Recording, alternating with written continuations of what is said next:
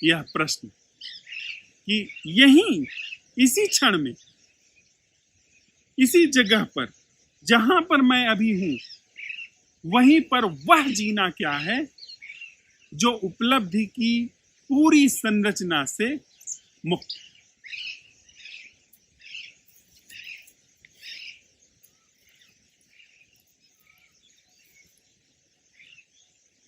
इसका अगर उत्तर कभी नहीं आने वाला है, या जो अगर उत्तर आने वाली जो प्रक्रिया है, उत्तर आने वाला जो उपक्रम है, वह उपक्रम इसी संरचना का उपक्रम है, इसी सफलता वाली संरचना का उपक्रम है, इसी उपलब्धि वाली संरचना का बनावटी उपक्रम है।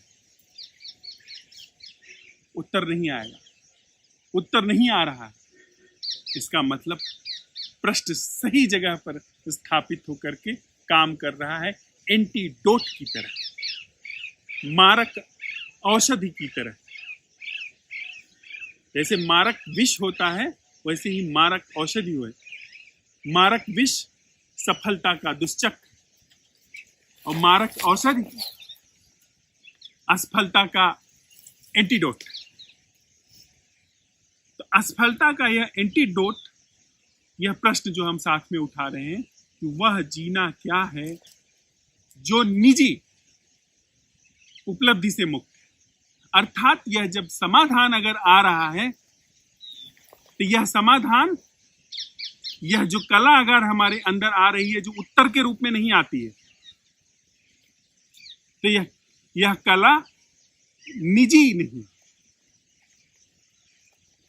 यह कला पूरी मनुष्य चेतना सीख रही है।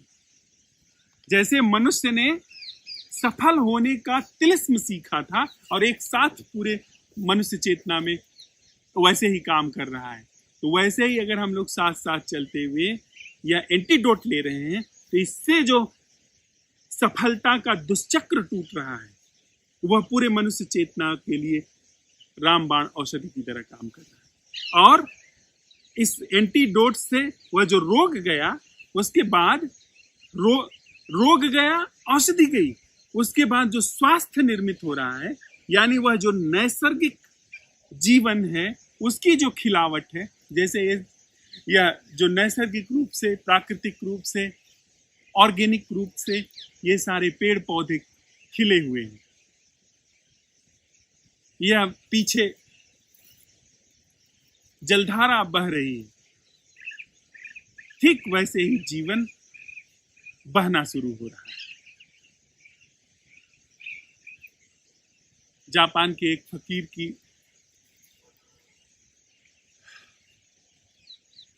बड़ी मौजू कथा है कि उसे जब समझ आ गई, वो हंसने लगा। होते ही नाम था उसका। उसको जब समझ आ गई, वो हंसने लगा। बात ही हंसने की है। हमें भी यह जब अंतर्दृष्टि हो, तो हम भी अपने ऊपर हंसेंगे। अब बड़ा शुभ है कि अपने ऊपर हंसना। भगवान करे कि सबके जीवन में वह अवसर आए कि हम अपने ऊपर हंसें, अपनी नादानी पर हंसें, अपनी समझदारी की मूढ़ता पर हंसें। बड़ा सौभाग्यशाली वह जीवन होगा, जीवन होता है जो अपने ऊपर हंसता है।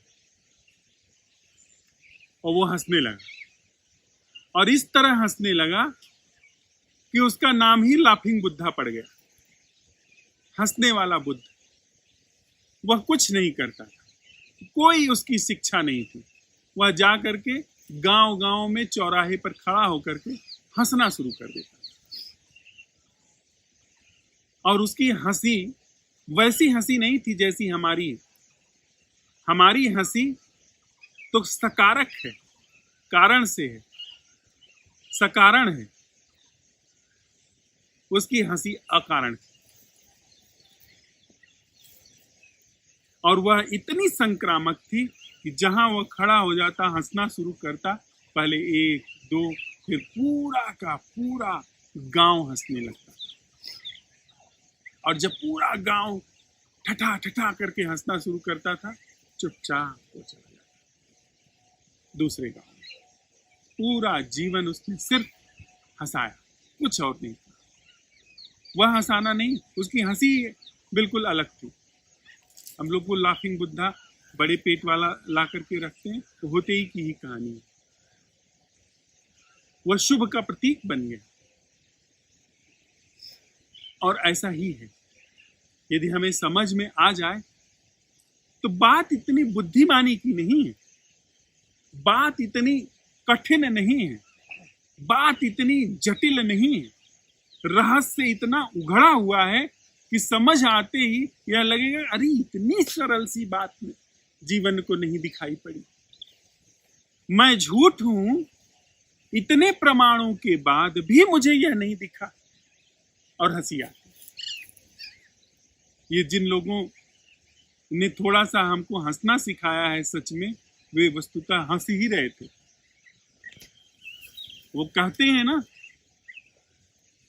कि मोहे देखी देखी आवे हंसी, पानी में मीन पियासी।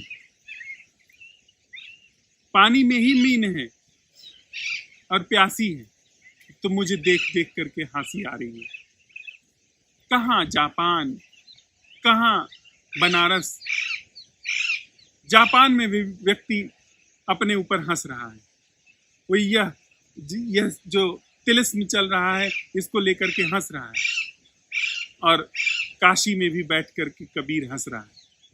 देखिए ना कैसे वह तिलिस्म कैसे चारों तरफ काम करता है, कैसे वह तिलिस्म एक ही ढंग का है, और कैसे वह समाधान भी निर्वैयक्तिक है कि वहां कोई संपर्क का साधन नहीं है। समाधान एक, समाधान कभी भी दो नहीं हो सकता। वह वहां हंस रहे हैं, ये यहां हंस रहे हैं, दोनों के समय काल में बहुत अंतर है, दोनों के भूभाग में बहुत अंतर है। कोई आवागमन का साधन नहीं है, फिर भी भीतर उघाड़ा गया, भीतर वह रहस्य हटाया गया और हंसी आ रही है। ऐसा ही है कुछ यह रहस्य। तो अगर हम लोग इतने सौभाग्यशाली हैं कि जीवन ने अवसर दिया है, हम लोग इतने मूढ़ अहंकारी नहीं हैं जो कि अपने निष्पत्तियों से, अपने दुराग्रहों से अपना ही गला घोट लें। कौन गला घोटता है दूसरे का? किसका गला घुटेगा? गला हमारा पकड़ा हुआ। अहंकार किसी दूसरे का गला नहीं पकड़ता, अहंकार अपना गला पकड़ता है। यह जो दौड़ है यह किसी और की जीवन को नहीं छीनती है, यह ठीक उसी जगह पर जहां हम हैं वहीं का जीवन छीनता है। हम किसी दूसरे का जीवन थोड़ी छीन सकते हैं, हमारा ही जीवन छीनता है। जहां पर मैं है वहीं जीवन छीना हुआ है, जहां पर ही निजी उपलब्धि की आकांक्षा में नैसर्गिक जीवन कुचला हुआ है वहीं जीवन छिना हुआ है। यदि यह बात समझ में आती है, यदि यह बात अच्छी तरह से हमारे अंदर बैठती है,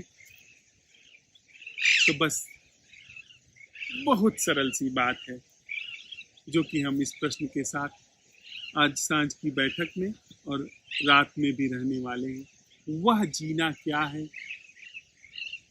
जो निजी उपलब्धि से मुक्त, जिसमें कुछ भी मुझे हासिल नहीं होने वाला। अगर उपलब्धि की ही बात हो तो जो समाधान होगा वह समष्टि का समाधान होगा, व्यक्ति का कोई समाधान नहीं होने वाला। व्यक्ति को कुछ भी उपलब्धि हासिल नहीं होने वाली है। जो समाधान घटित होगा वह पूरी संरचना में समाधान घटित होगा। निजी समाधान रोग है, निजी उपलब्धि रोग है। हाँ, समष्टि वह पूरा जो उपलब्धि की भाषा से ही मुक्त यदि जीवन उद्घाटित होता है, तो यह जो तथाकथित व्यक्ति जो जिस जगह पर मैं जड़ जमाए हुए बैठा था, उसी जगह पर जीवन प्रफुल्लित नैसर्गिक रूप से अंकुरित होना प्रारंभ हो रहा है, हो ही जाता है।